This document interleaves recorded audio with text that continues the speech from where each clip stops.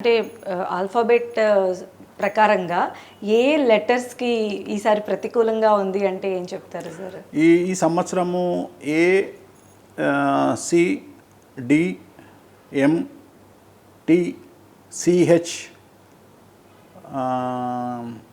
And మనం already M అనుకున్నాం కదా, సిహెచ్ వచ్చింది, ఆర్, టి, వి, ఎస్. ఈ లెటర్లో ఉండేవారికి విపరీతమైనటువంటి సమస్యలు ఏర్పడే అవకాశం కనిపిస్తూ ఉంది.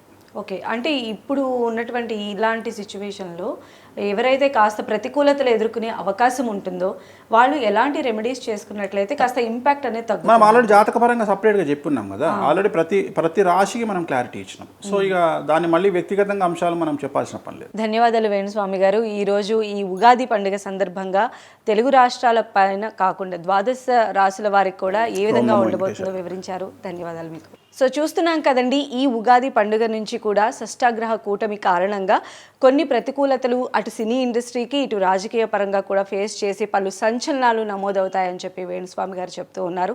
అలానే ద్వాదశ రాశులకి సంబంధించి కూడా ఆయన రెమెడీస్ కూడా చెప్పడం జరిగింది. సో ప్రతి ఒక్కరూ దాన్ని ఫాలో అవ్వాలని మనస్ఫూర్తిగా కోరుకుంటున్నాం.